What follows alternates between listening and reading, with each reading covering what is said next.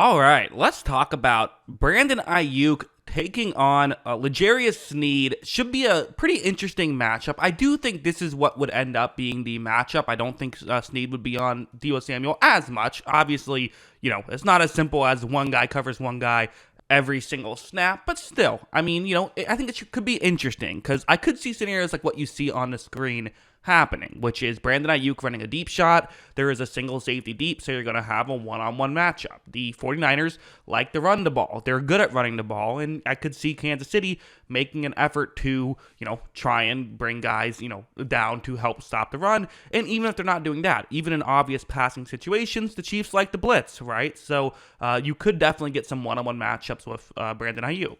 Look at how when Purdy takes the snap, he is going to look down the field, he's going to fire down the field, and it's not like it's wide open or anything. This is just Purdy giving his receiver a chance. And I do think that if Brandon Aiyuk is open 50 yards down the field, even if L'Jarius Sneed has good coverage, I could see there still being the ball thrown that way here and there. And so the question is going to be who will win and who can make that play happen. If Aiyuk gets one or two of those, that could be the difference in the game. But if L'Jarius Sneed can maybe turn it into an interception, well, then that could be the difference in the game. Or if he just stops it, it could still go a long way. On this one, of course, it was the classic off the helmet still caught by Brandon Aiyuk. I'm not sure if I would try to replicate that strategy if I'm San Francisco, but at the same time, we know Aiyuk can win in these situations. That was still a really good catch by him. But what do you do to counter this? Well, you have situations like this for like Detroit where it's going to be Sutton who is covering Aiyuk one-on-one. Aiyuk is running a deep route on this play. So again, very similar situation.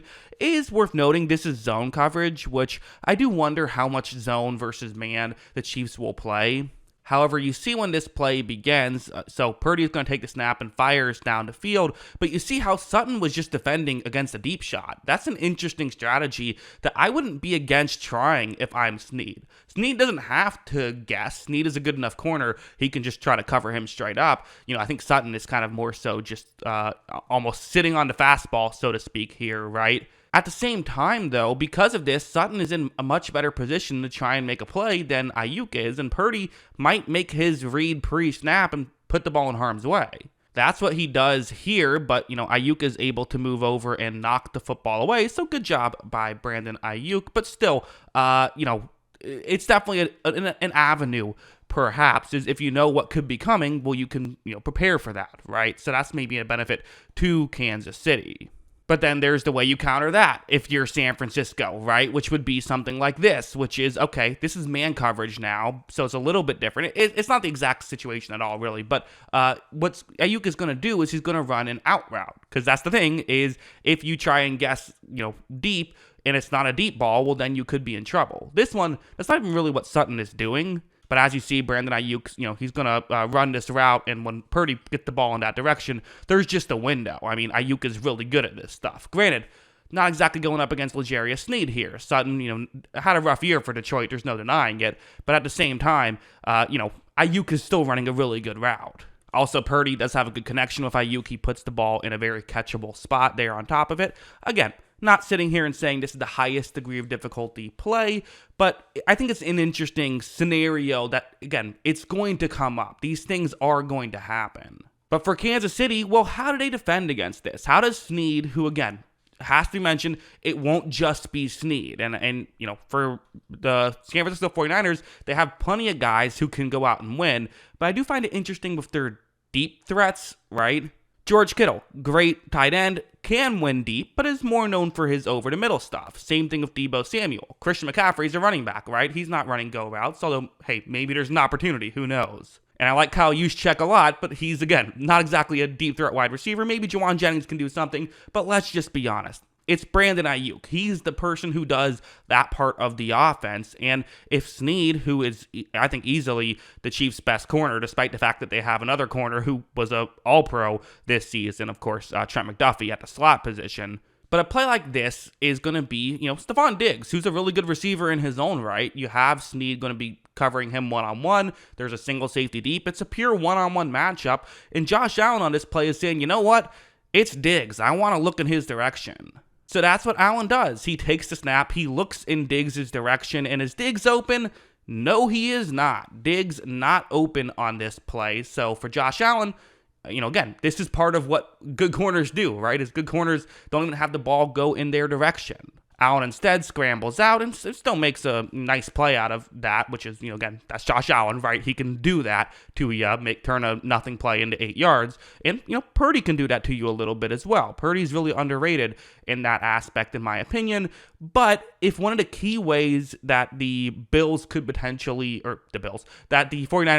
attack this Chiefs offense is with a deep shot down the field, and you have a corner who's great at defending that, well, it could take away what on paper might be one of their biggest weaknesses. Going over to this play, here's another thing I would want to see if I'm a 49ers fan, which is you don't need to have an ego here. You really don't. Listen, we know what Brandon Aiyuk can do down the field. Who cares? The goal is to win this game. It's the Super Bowl. And sometimes do something like this, where if Sneed is on you, one-on-one, as you see, Diggs simply runs a route over the middle. He's avoiding that situation. And that's not a Diggs decision, obviously. That's a play-calling decision. But to me, that's something I pay attention to as well. It's like, listen, you don't have to have him go down the field if it's not working. I think you should try it. I do think you should try it because, again, the Chiefs will give you those opportunities, I suspect, because there are so many other weapons. And I do wonder for Kansas City, what do they do exactly to try to defend the other guys? But to me, that's probably where I'd be focused on if I'm San Francisco. Is I do think this is a benefit towards Kansas City because, well, it's weird. I think it's not a benefit towards Kansas City, and I think it is a benefit towards Kansas City, right? The obvious plus for San Francisco is just the scheme itself, I think, favors San Francisco and favors Brandon Aiyuk in this situation. What doesn't favor him is that Sneed is a great cover corner who I do think will be on him most of the time. So for my final predictions page thing for this, Aiyuk versus Sneed, I got to go neutral here. I really do. I think both fan bases will probably be annoyed by this, which is, I don't know, maybe a good thing to, that the old expression, like a good compromise leaves everyone unsatisfied, right? Like maybe that's the move here, but this just feels like a thing on paper. There is no clear benefit. And what I'm really doing with these things, again, I should mention, not meant to be taken seriously. This is just a fun thing. If you're a Chiefs fan, don't get mad that it's plus 11 Niners. That has nothing to do with a prediction or anything. Just a fun little thing I'm doing. But yeah, I do think that what I do with this is I try to just say, here's how I feel going in. Here's what makes sense going in on paper. But games aren't played on paper. They're played in the field. And I do think that there is, some real potential for either one of these two guys to give a massive swing in a positive direction towards their team. If Brandon Aiyuk, again, I kind of touched on this earlier, but if Aiyuk does hit on a couple deep shots, like how much would that do? Does now, if you're the Chiefs, like do you have to completely change what you're doing? Do you have to put a second safety deep and let McCaffrey run all over you? Or do you not? And does Aiyuk just keep winning down the field? Like that could be huge. The other aspect, what if Sneed doesn't let Aiyuk get anything? What if he's just blanketing him all game? Well, now, again, yes, the Niners have other players, but not really like guys who typically win deep down the field. They have to dink and dunk their way, and then mistakes happen. And the Chiefs have other good players who can still make plays. So I find that to be potentially the matchup of the game. It's definitely up there in a really impactful situation. I do think both teams can win, even if they don't win that matchup. But I think whoever wins that matchup, has a great chance to win. So yeah, that's how I view all of that. What do you think? Let me know in the comments below. Always love hearing from y'all. And of course, as always, thanks for watching.